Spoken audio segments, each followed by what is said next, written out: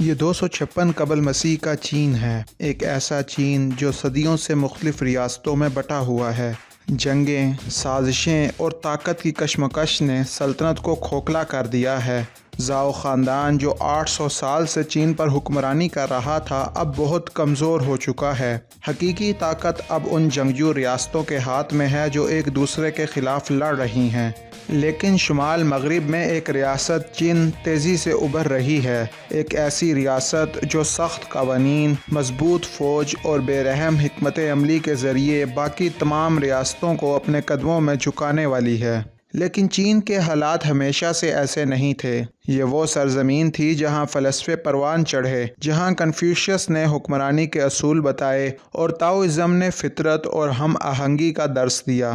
مگر یہ نظریات اب کمزور پڑ رہے تھے کیونکہ وقت بدل رہا تھا اور طاقت کی دنیا میں نظریات سے زیادہ تلوار کی اہمیت تھی۔ چین کی فوج زاؤ دارالحکومت میں داخل ہوتی ہے اور آخری زاؤ بادشاہ کو قتل کر دیتی ہے۔ اب چین کے خواب شروع ہونے کا وقت تھا، پورے چین پر حکمرانی کرنے کا خواب۔ لیکن یہ اتنا آسان نہیں تھا کیونکہ ابھی بھی چند ایسی ریاستیں تھیں جو چین کا راستہ روک سکتی تھی۔ یہ ریاستیں ہان، وی، چو، ین اور چھی وغیرہ تھیں۔ مگر چین کا بادشاہ ینگ زینگ، جسے تاریخ چین شی ہوانگ کے نام سے جانتی ہے، ان سب کو مٹانے کے لیے تیار بیٹھا تھا۔ 247 قبل مسیح میں وہ محض 13 سال کی عمر میں اپنے باپ کی وفات کے بعد تخت نشین ہوا۔ مگر حکومت دراصل اس وقت اس کے وزیر لو بو وی کے ہاتھ میں تھی اور وہی ہر فیصلہ کرتا تھا۔ مگر ینگ زینگ خاموشی سے یہ سب دیکھ رہا تھا اور سیکھ رہا تھا۔ وہ جانتا تھا کہ اگر اسے چین کو فتح کرنا ہے تو پہلے اپنی ریاست پر مکمل اختیار حاصل کرنا ہوگا۔ 238 قبل مسیح میں جب چین شی ہوانگ 21 سال کا ہوا تو اس نے ایک ایسی چال چلی جس نے ایک ہی رات میں سارا کھیل پلٹ دیا۔ اس نے وزیر لو بو وی کو سیاست سے ہٹا دیا اور اس کے ساتھی یا تو مارے گئے یا جلاوطن کر دیے گئے۔ اب چین سلطنت پر صرف ایک ہی شخص کی حکمرانی تھی اور وہ تھا چین شی ہوانگ۔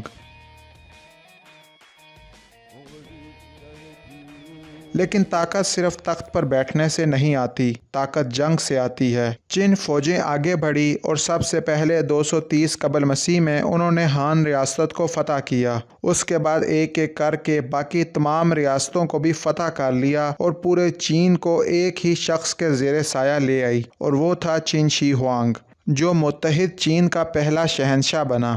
مگر سوال یہ تھا کہ اتنے بڑے ملک کو کیسے چلایا جائے؟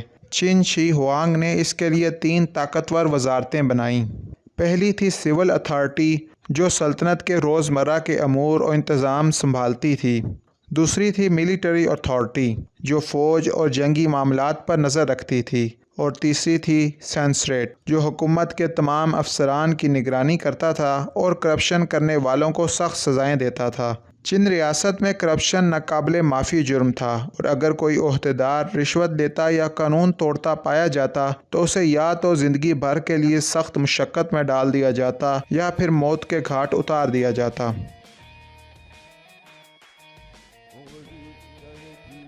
لیکن چین شی ہوانگ جانتا تھا کہ یہ سب بھی کافی نہیں تھا۔ اسے اپنے اقتدار کو مضبوط کرنے کے لیے جاگیرداروں کی طاقت ختم کرنا ہوگی۔ ہم نے اپنی پچھلی ویڈیو ہسٹری آف زاؤ ڈائنیسٹی میں آپ کو بتایا تھا کہ کیسے زو بادشاہ نے جاگیرداری نظام قائم کیا اور اسی کے تحت ہی زو سلطنت چلتی تھی۔ یہ جاگیردار اب بھی قائم تھے، لیکن چین شی ہوانگ نے جاگیرداری نظام ختم کر دیا۔ اس نے جاگیرداروں سے زمینیں چھین کر براہ راست کسانوں میں تقسیم کر دیں۔ اب کسانوں کو کسی سردار کو نہیں بلکہ براہ راست شہنشاہ کو ٹیکس دینا پڑتا تھا۔ اس طرح جاگیرداری نظام ختم ہو گیا اور پورے چین میں صرف ایک ہی طاقت باقی رہ گئی اور وہ تھی بادشاہ کی طاقت۔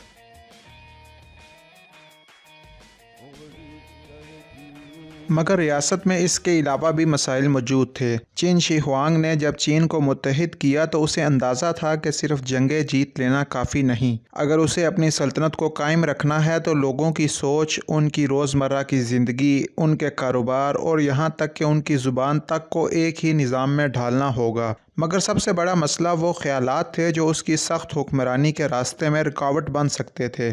چین میں کنفیوشزم اور تاؤزم جیسے فلسفے عام تھے جو رحم دلی، انصاف اور حکمران کے اخلاقی ہونے پر زور دیتے تھے، مگر چن شی ہوانگ کو نہ نرمی پسند تھی اور نہ ہی سوالات سننے کا اس میں حوصلہ تھا۔ وہ نہیں چاہتا تھا کہ لوگ آزادی یا رحم کی بات کریں، وہ صرف قانون کی سختی اور بادشاہ کی طاقت پر یقین رکھتا تھا۔ یہی وجہ تھی کہ اس نے حکم دیا ایسی تمام کتابوں کو جلا دیا جائے جو اس کے خلاف سوچ پیدا کر سکتی ہیں۔ سینکڑوں دانشوروں اور فلسفیوں کو زندہ دفن کر دیا گیا تاکہ ان کے خیالات بھی ان کے ساتھ ہی دفن ہو جائیں۔ اب صرف ایک نظریہ باقی تھا، لیگلزم، جس کے مطابق ایک طاقتور بادشاہ وہی ہوتا ہے جو سخت قوانین نافذ کرے، بغاوت کو جڑ سے ختم کرے اور کسی کو بھی حکومت کے فیصلوں پر سوال اٹھانے کی اجازت نہ دے۔ چن شی ہوانگ نے چین کو مکمل طور پر اپنے قوانین میں ڈھالنے کا منصوبہ بنایا۔ اس نے فیصلہ کیا کہ پورے ملک میں ایک ہی کرنسی، ایک ہی زبان اور ایک ہی پیمائش کا نظام ہوگا۔ اس سے پہلے چین میں ہر ریاست کی اپنی زبان، اپنا سکہ اور اپنے وزن اور پیمائش کے طریقے تھے، جس کی وجہ سے تجارت مشکل ہوتی تھی اور حکومت کے لیے پورے چین کو قابو میں رکھنا آسان نہیں تھا۔ اس نے بانلیانگ کوائن نامی ایک نیا سکہ جاری کیا جو پورے چین میں قابل قبول تھا تاکہ کاروبار میں آسانی ہو اور معیشت مستحکم ہو۔ تحریری زبان کو یکساں کر دیا گیا تاکہ سرکاری احکامات ہر علاقے میں سمجھے جا سکیں۔ اسی طرح تمام وزن اور پیمائش کا نظام ایک کر دیا گیا تاکہ تاجر اور کسان ایک ہی اصول پر عمل کریں۔ یہ اصطلاحات اتنی طاقتور تھیں کہ چین آج بھی انہی بنیادی اصولوں پر چلتا ہے اور اس نے چین ریاست کی معیشت کو بھی بہت ترقی دی۔ چن شی ہوانگ نے نہ صرف نظام بدلا بلکہ پورے ملک کے نقشے کو بھی اپنی طاقت کے مطابق ڈھالا۔ اس نے سلطنت کو 36 صوبوں میں تقسیم کیا جہاں کسی جاگیردار یا سردار کو حکومت کرنے کی اجازت نہیں تھی۔ ہر صوبے میں براہ راست بادشاہ کے مقرر کردہ افسران کو تعینات کیا گیا تاکہ کسی کو بھی الگ سے طاقت حاصل نہ ہو۔ یہ بیوروکریسی کی ابتدائی شکل تھی جو چین سلطنت میں متعارف کروائی گئی۔ چن شی ہوانگ کی حکومت کی سب سے حیران کن چیز اس کے عظیم تعمیراتی منصوبے تھے۔ اس نے پورے ملک میں ہزاروں کلومیٹر طویل سڑکیں بنوائی تاکہ فوج اور تجارتی قافلے آسانی سے سفر کر سکیں۔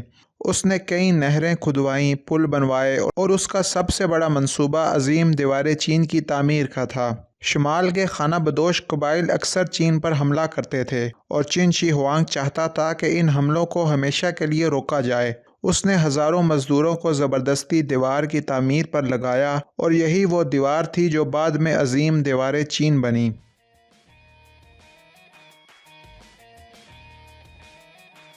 مگر ایک حکمران جتنا سخت ہوتا ہے اتنے ہی زیادہ دشمن پیدا کرتا ہے۔ چن شی ہوانگ کو لگا کہ اس نے ایک ایسی سلطنت بنا لی ہے جو کبھی ختم نہیں ہوگی، مگر اس کا سب سے بڑا دشمن اس کی وہی خواہش پیدا ہوئی جسے وہ سب سے زیادہ چاہتا تھا، امر رہنے کی خواہش۔ وہ ہمیشہ زندہ رہنا چاہتا تھا۔ اس نے طبیبوں اور جادوگروں کو تلاش کرنے کا حکم دیا جو ایک ایسی دوا بنا سکیں جو اسے موت سے بچا سکے، مگر اسے معلوم نہیں تھا کہ جسے وہ امر ہونے کی دوا سمجھ کر کھا رہا ہے وہی اصل میں زہر ہے۔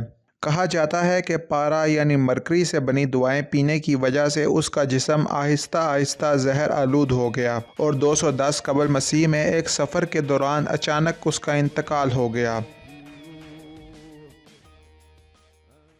لیکن اس کی موت کے ساتھ ہی اس کی سلطنت بھی کمزور ہونے لگی۔ اس کا سب سے بڑا بیٹا فوسو جو تخت کا حقیقی وارث تھا، ایک فوجی مہم پر شمالی سرحد پر موجود تھا، مگر چین سلطنت کے وزیر زاؤ گو اور وزیر اعظم لی سی نے ایک چال چلی۔ انہوں نے چن شی ہوانگ کی موت کو خفیہ رکھا اور ایک جعلی شاہی فرمان جاری کیا جس میں لکھا تھا کہ بادشاہ نے مرنے سے پہلے فوسو کو خودکشی کرنے کا حکم دیا ہے۔ فوسو نے حکم کی تعمیل کی اور اپنی جان لے لی اور یوں تخت کے اصل دعویدار کو ہٹا دیا گیا۔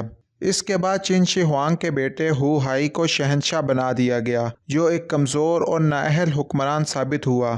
زاؤ گو نے اسے عیش و عشرت میں لگا دیا اور خود تمام حکومتی فیصلے سنبھال لیے، لیکن عوام پہلے ہی چن شی ہوانگ کے سخت قوانین سے تنگ آ چکے تھے اور جیسے ہی ہو ہائی نے اقتدار سنبھالا چین میں بغاوتوں کا سلسلہ شروع ہو گیا۔ 209 قبل مسیح میں پہلی بغاوت شروع ہوئی اور اس کے بعد پورے ملک میں خانہ جنگی پھیل گئی۔ ہو ہائی حالات کو سنبھال نہ سکا اور 206 قبل مسیح میں زاؤ گو نے خود ہی اسے قتل کر دیا۔ زاؤ گو نے اس کے بعد تخت پر چین خاندان کے ایک اور شہزادے زی یانگ کو بٹھا دیا، مگر وہ بھی صرف نام کا حکمران تھا۔